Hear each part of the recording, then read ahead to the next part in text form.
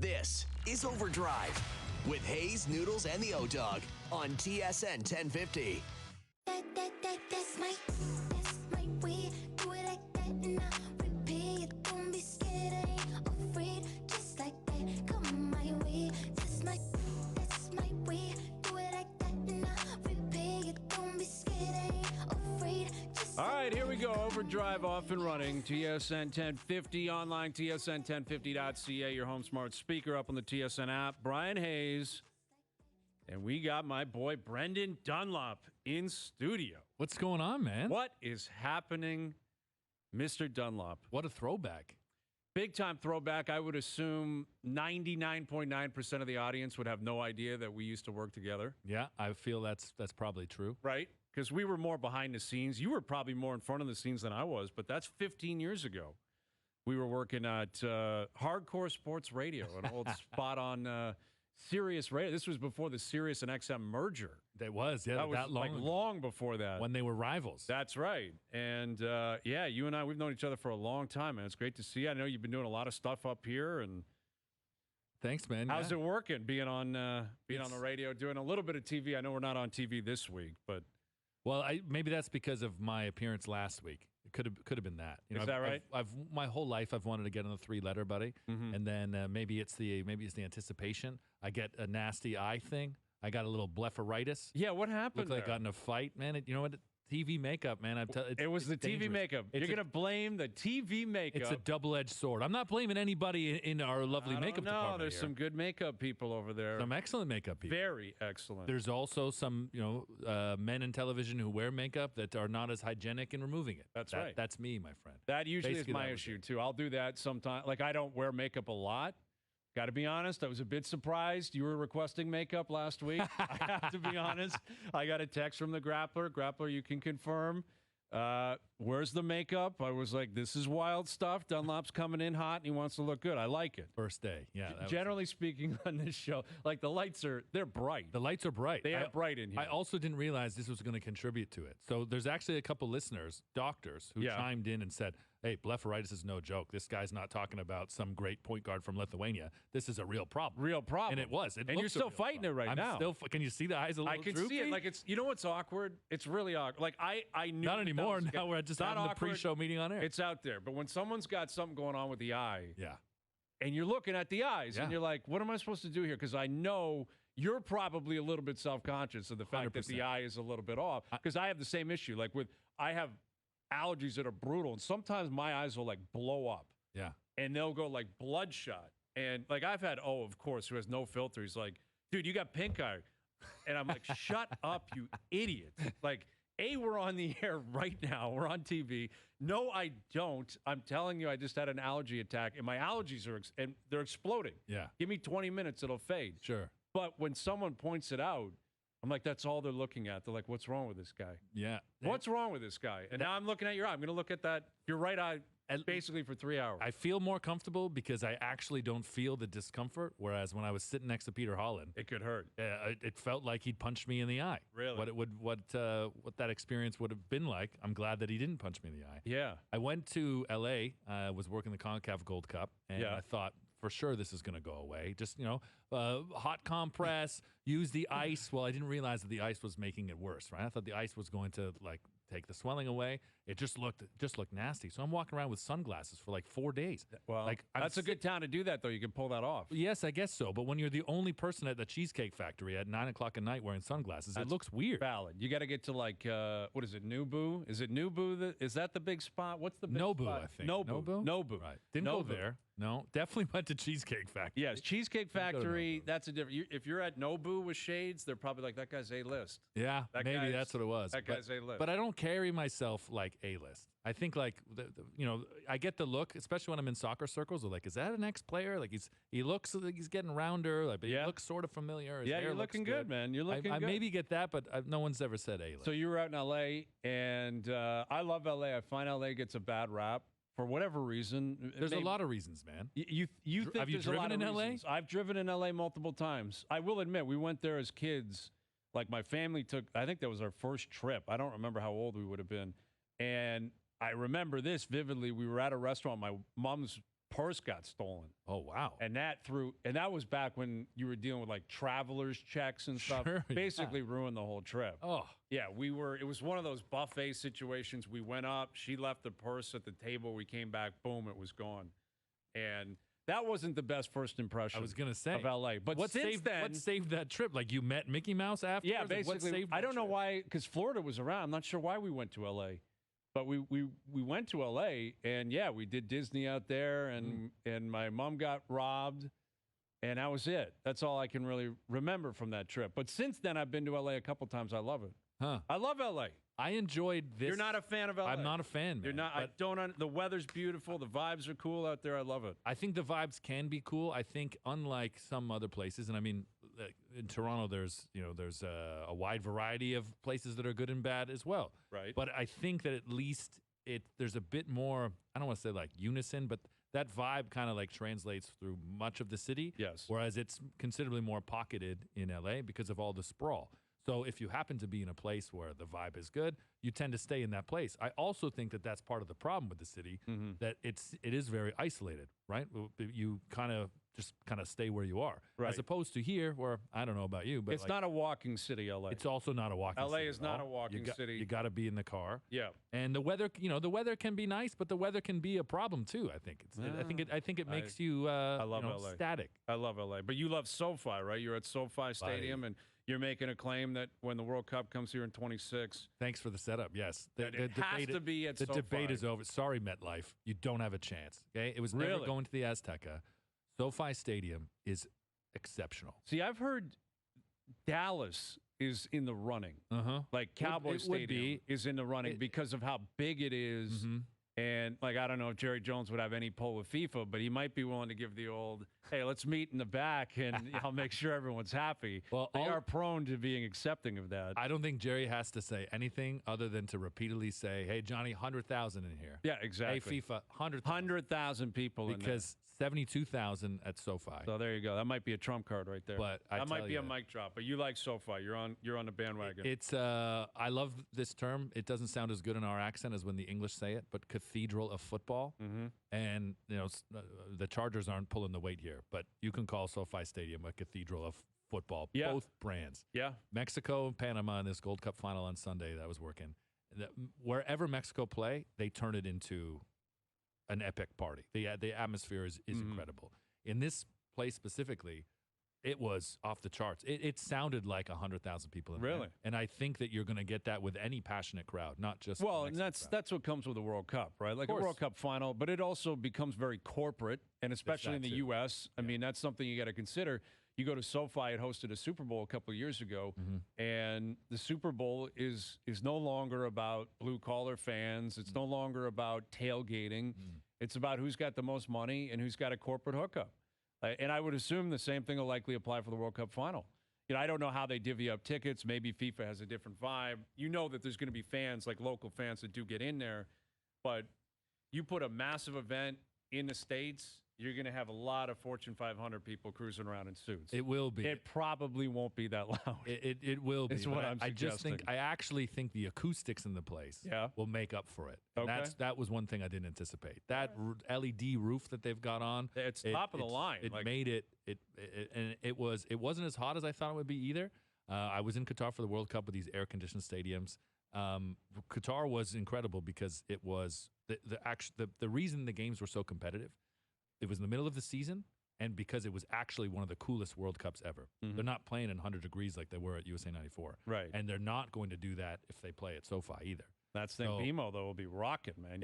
You get BMO and a heat wave. I mean, that I like that. I got no problem with that. That's when the World Cup should be, though, is in the summer. It should be, I was not a fan of the Winter World Cup. It was that's because it coincided with other stuff that I actually follow. Yeah, exactly. No, I get that. Don't get me wrong. I get on board with the World Cup, but I'm not dying for the World Cup. And if the Leafs are playing a big game or the Raptors are playing a big game or there's a big NFL game, I'm picking that every day over two random countries that I don't have an affiliation with. Right. I understand. And that's just the straight fact. And as someone that was doing these post-game shows, which sometimes were as short as 71 seconds, from the middle of my condo in some neighborhood in Doha. Yes. That delayed your show by 11 minutes. Oh, I was because of sitting the there stoppage waiting. Time. I was sitting there waiting. I was understand like, why you just weren't as excited for we got to get going here. Senegal, man. Netherlands in the group stage, match day 3. Great. But the Leafs are doing this. Right. Like Canada games, totally different story. Yeah. We carried that post game over in large part. It was like, all right, we just saw it. We watched it. We're on board with it. This was amazing. I thought they played great.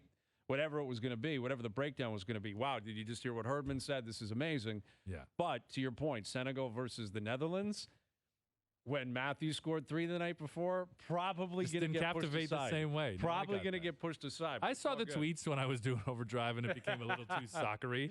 Hey, listen, Feshuk enjoyed it. Dave Feshuk and I. Dave's a well-rounded, sports reporter. Yeah, right? Like Dave, I think, takes pride in his journalistic integrity. Listen, Mr. International. I try to be. I try to branch out as much as I can. But, you look at what's happening in the city today. Ross Atkins came out and spoke.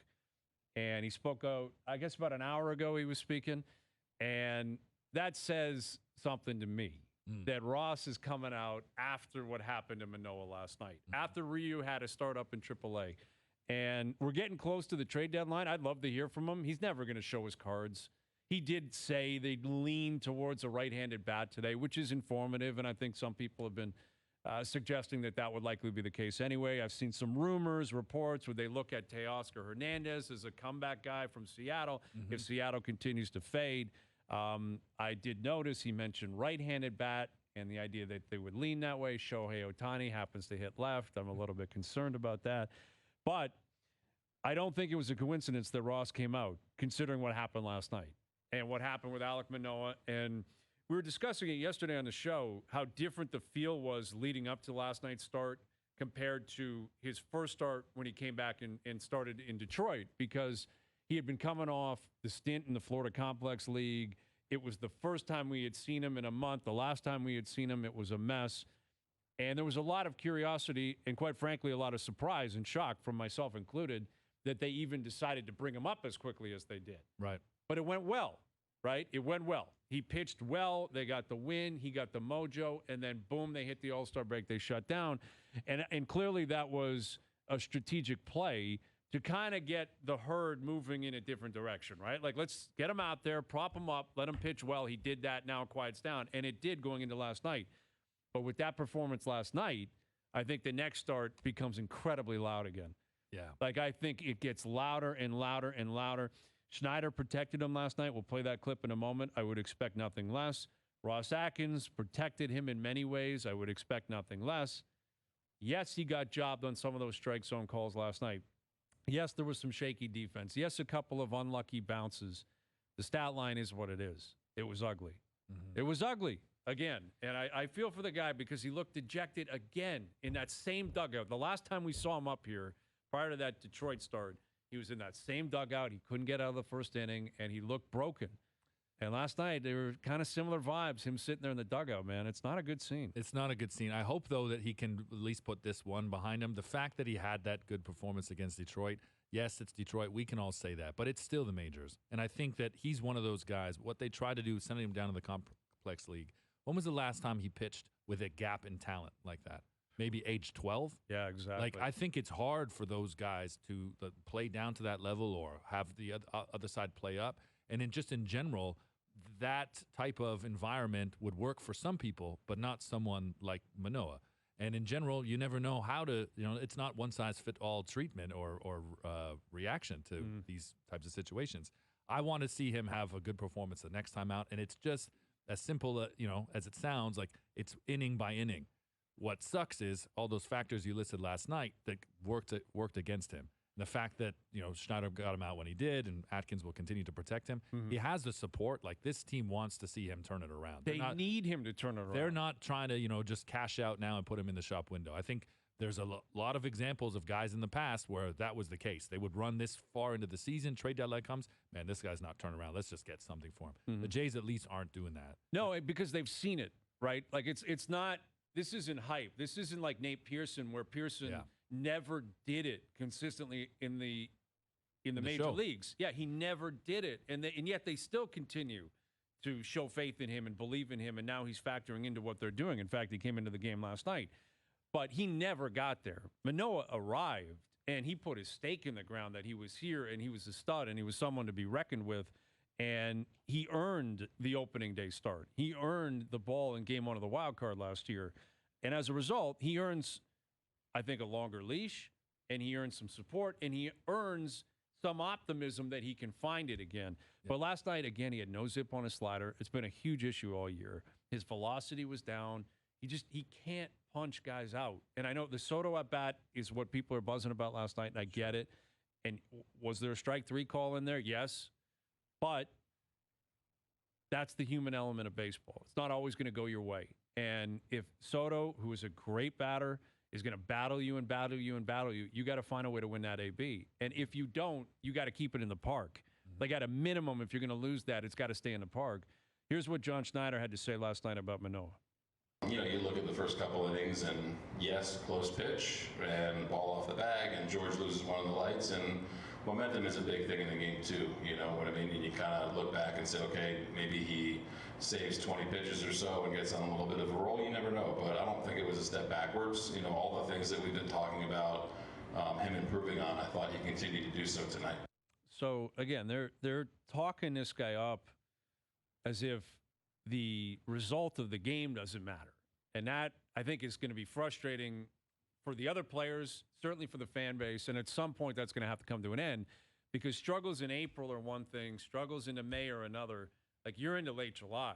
You're getting into crunch time here where you're trying to keep pace with Baltimore and Tampa, if not past them. And you can't throw away starts and throw away games where you understand this is just about a confidence thing as opposed to actual results. You're in the results business here. Of course. So, you know, Manoah's here, 2 starts, 1 quality one in Detroit last night. As Schneider pointed out, and it's factual, there were a couple of mistakes that went against him behind the plate. Springer, you know, a couple of bounces that went against him. But he threw 92 pitches into the 4th inning, no strikeouts. He walked 5 guys, gave up a home run. I mean, those are statistics that are glaring. But he's up here. Hyunjin Ryu appears to be around the corner. Ross Atkins was asked about the depth in the rotation. Here's what he had to say. Yeah, it's a good alternative, right, that we have, or a good option that we have some depth internally that, you know, we feel very strong about. Their track records, some of the playoff experiences, you know, some of the just overall experiences as very, very good performers. But we have to, and we're certainly optimistic that we're going to have them as options, but we also have to plan for in the event that we don't. If someone has a setback, performance or injury, but that's the case for everyone, so you can never have enough pitching, as they say, so we have to contingency plan, but having that as a starting point's a good place to be. So that says to me he realizes he's got to find someone else. Right. Because as of right now, Manoah, Ryu, I'd probably add Kikuchi. Like, they are wild cards in the rotation, and they are depth in name only, like name value only. Kikuchi's been fine this year. Don't get me wrong. And he's a 5th starter. That's what he is. He's not going to be a part of a playoff rotation anyway. But Hyunjin Ryu's coming off Tommy John. He's 36. Prior to the Tommy John, he really struggled. I don't know what you can really expect from him. And he's not going to pitch his way into a position where he's a top 3 guy in the rotation. That would be shocking to see. And with Manoah, you got, I think, 2 more starts before you hit the deadline. Is that enough to really know? Like, let's say he has 2 really good starts. Do you commit to him being back? What if they're just okay? Like, I'd love to be a fly on the wall for, like, a more honest answer out of Ross and company for how they actually feel about Manoah and how they'd handicap the likeliness of him actually returning to a guy they could truly trust. Because once you get past the trade deadline, that's it. It's go time. I don't envy the situation that Ross Atkins is in and anyone else in that room. You said being a fly on the wall, they'd be banging their heads against the wall. Mm-hmm. I would be in that situation. Yeah. I think that I'm in that spot where you've seen it with Manoah, as you said. You know that the talent is there.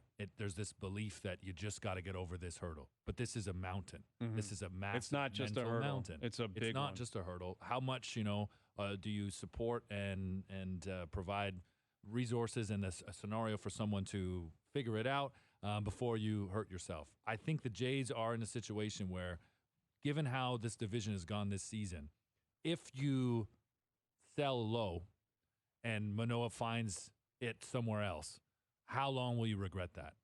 And with the luck that the Jays have had, would you really bet against it, like burning them directly in the same division?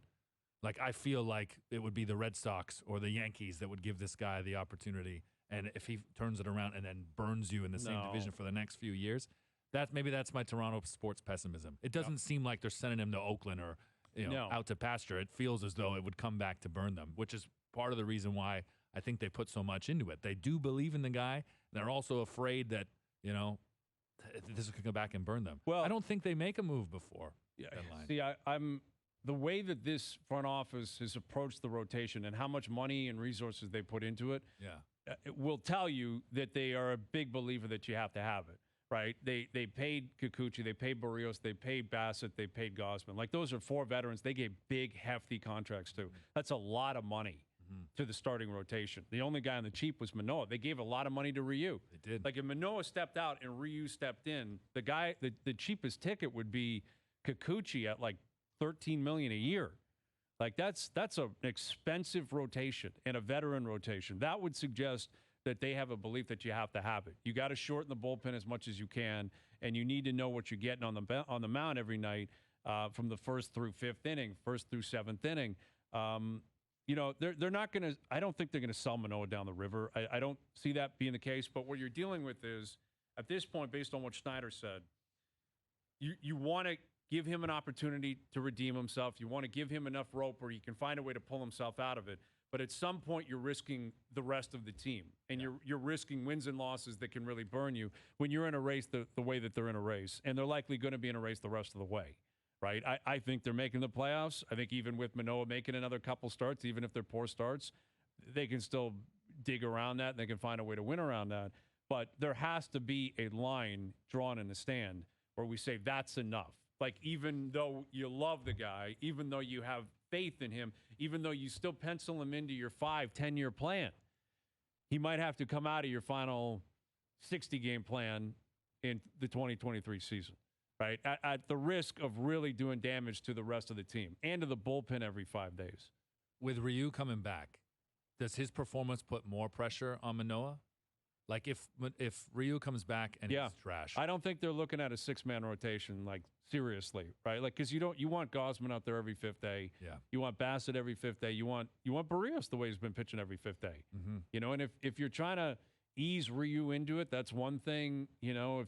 But you can't get to a point where with Manoah you're trying to make it easy for him. Yeah. Right? Like, that's just not pro catering, sports. You mean. You can't cater to him. Not. You can't say, well, it's not going to work at home, and that's a tough start, so we got to avoid that. Like, at some point, you got to throw him in the pool, and he's got to find a way to swim.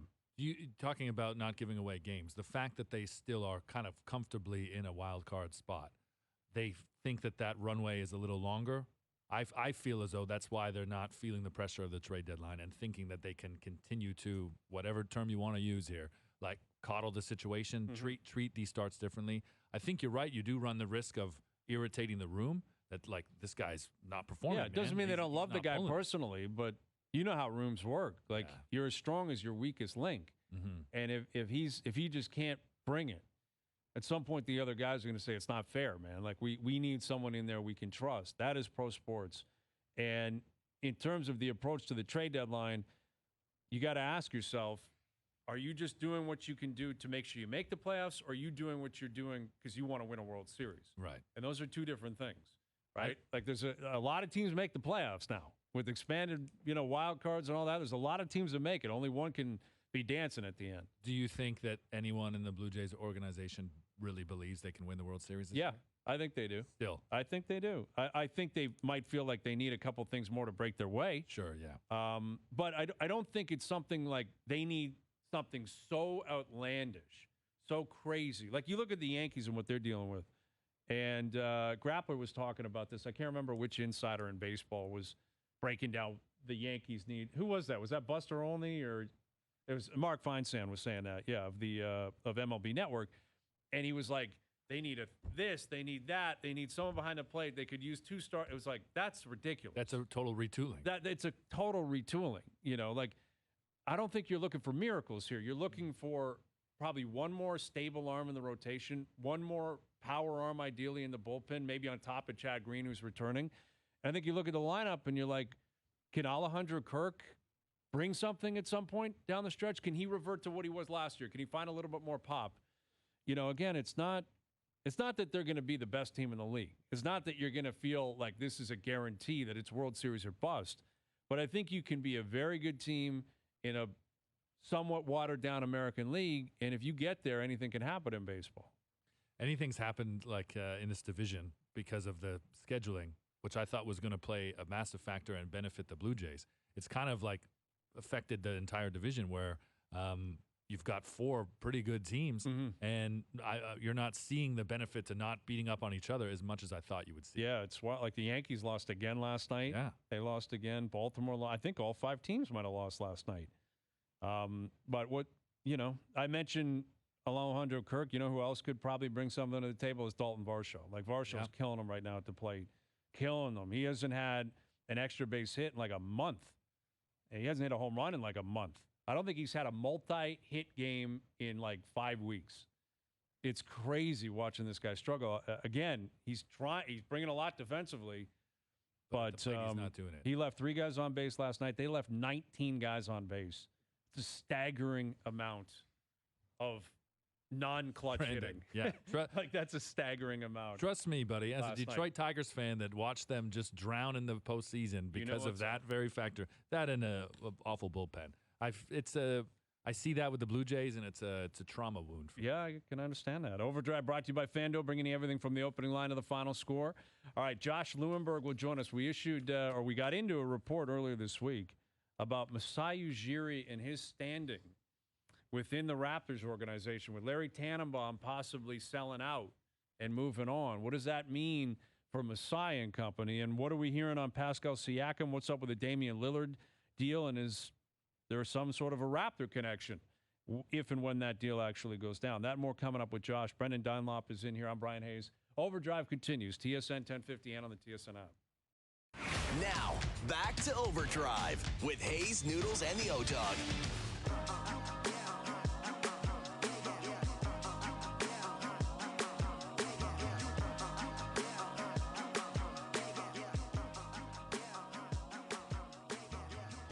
All right, our boy Steve Sands will join us in about an hour live from the Open Championship. We'll get to our picks, courtesy of FanDuel as well, a little bit later this afternoon. Confirm or deny will happen today. I can't confirm that we will get into confirm or deny. And Brendan Dunlop's in here with me. And the Raptors, relatively quiet, right? We're coming out of the Summer League. There's still always rumors and reports, but generally that's about the players within the organization and where things stand. And there was a report earlier this week that had more to do with the man in charge, and that would be Masai Ujiri. And we have the clip. All right, let's play this as a refresher from what we got into a little bit earlier this week. This was on the True Hoops podcast on Monday. I've been told that Masai's job isn't as secure as it once was, and he recognizes that. So that was David Thorpe who said that, who's somewhat of a connected NBA guy, pretty well-known guy in NBA circles. Pretty interesting comment that Masai maybe doesn't feel as secure as he once did, and he's aware that there could be some eyes kind of on him at this point. To get into that, among other things, here's our Raptor reporter, Josh Lewenberg. Josh, how do you respond to that? Yeah, I heard that the other day. I saw the clip, I should say, anyway. I think it's all a little premature here in that, I mean, listen, there's been some pretty significant changes on the MLSE board over the last few years, some of them not so favorable to Masai, so that's important to note, and there could be some more big changes on that board over the next few years. But with that said, like, he's built up some pretty goodwill, I would say, within that company, based on the championship and everything he's meant to the franchise and the city and all of that. I mean, yeah, is his job security as good as it was in 2020?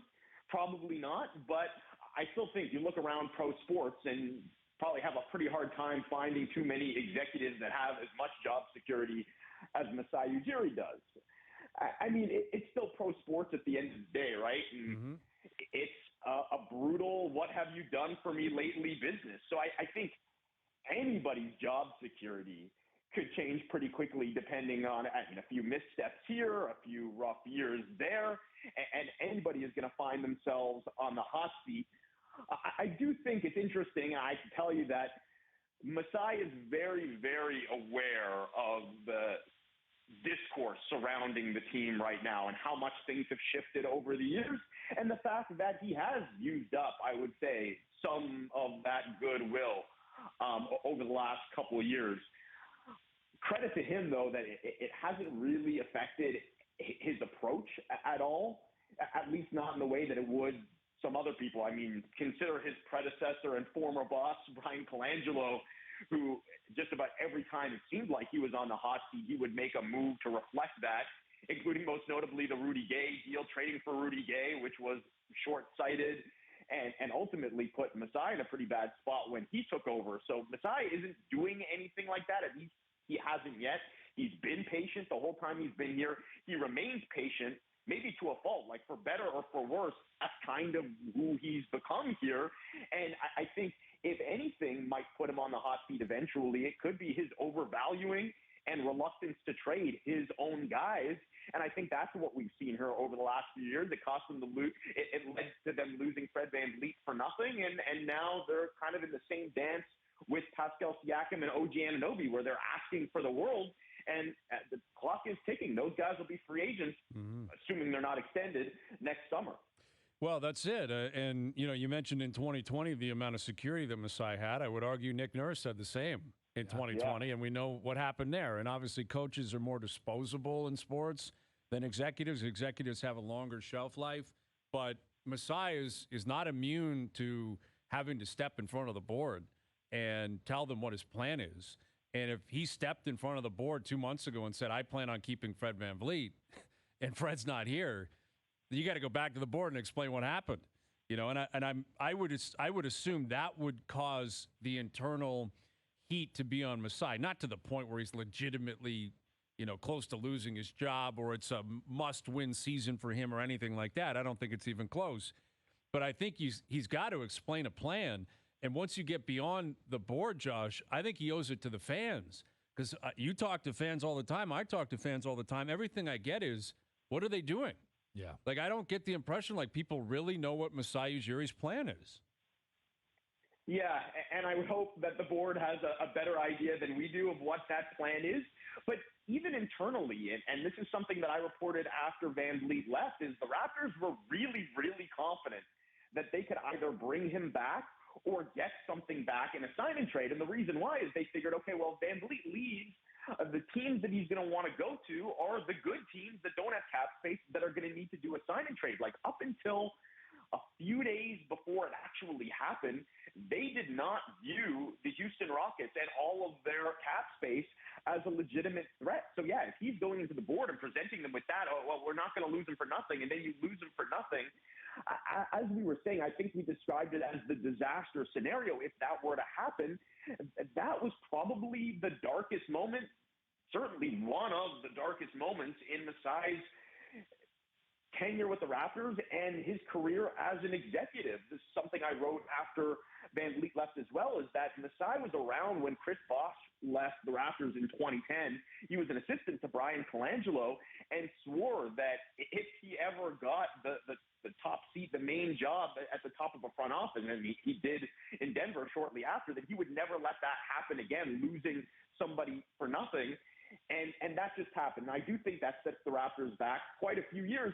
All of that being said, and this is important to note, the fact that the Raptors did not choose to overpay for Fred VanVleet is a very good thing. Like, the alternative here, at least once the Rockets made their offer and VanVleet was interested, is that the Raptors match it, give them $40+ million a year, and that is not a good scenario for them either. So I'm actually fine, and I think Ujiri and probably the board are fine with that as well. It's what led up to that, the misread of the market and the player.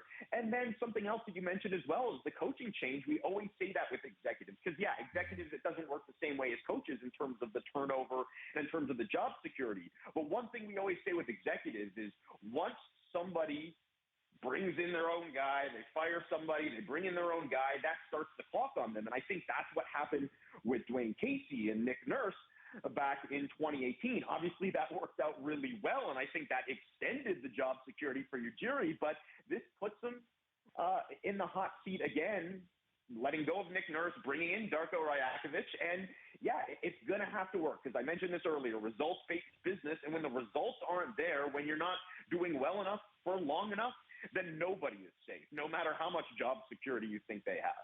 Do you think, Josh, there's this perception from NBA circles, and maybe the fans are feeling this as well, that most people just don't get this long a leash? You're talking about, the list of mistakes that have crept up, and certainly this dark day that was not signing Fred VanVleet and seeing him go for nothing. Do you think that people just are looking at the situation and go, what does this guy have here that he's still in this comfortable position, that we almost just expect so much change, and the fact that we haven't had that in Toronto almost feels like something's up, something's weird? Yeah, there's definitely some angst amongst the fan base, and you can feel it and you can sense it, and I understand it as well, because I just think, like, what's the Raptors' plan? What are they? What's their tagline? What's their motto? What do they stand for right now as an organization? I mentioned patience. That's one thing that they're big on, and that is something that's probably pretty tough to sell to not just the fan base in Toronto, the basketball fan base, certainly the hockey fan base in Toronto, selling that to them is even tougher, but any fan base in any sport, like, patience is not a sexy thing. No. And you know what else isn't sexy? Flexibility. And that's something that the Raptors love as well. And each time that we've reached some sort of a milestone or a fork in the road where we're like, all right, the Raptors are at a crossroads. This is their opportunity to pick a path. And it feels like we've done this dance so many times over the last couple of years, whether it's now in the offseason, or are they going to trade Siakam? Are they going to keep him? The trade deadline, last offseason, 2 trade deadlines. It seems like every time there's a opportunity to either go all in or all out, the Raptors opt for flexibility. They want to walk the line in the middle where they can balance winning and development. They want the cap flexibility. They want the roster flexibility. They want guys like Darko Rajakovic who, they love the fact that if they're competitive, they believe he can coach that team. If they're going to rebuild, they believe he can coach that team.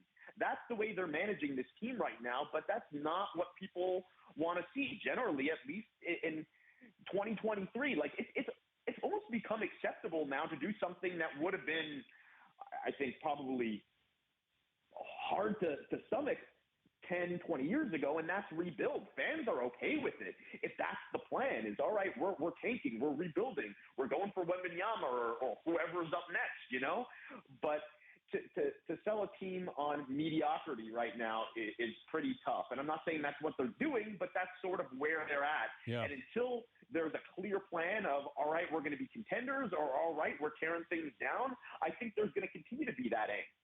With Josh Lewenberg, our Raptors reporter, well, a big part in either direction will be, the current players, and specifically the star players, and a guy like Pascal Siakam, who's a year out from, looking for a big deal. They could be extending him right now if they wanted to, if he were willing to do it.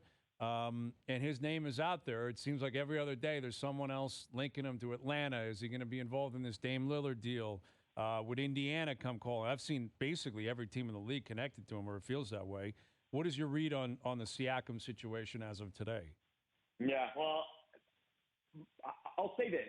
I would be really surprised if Pascal Siakam was the final year of his contract next year with the Raptors. I think, based on a number of things, including and especially the Raptors just losing a key player for nothing, they either want to move him or extend him. I don't see a scenario where they do neither of those things.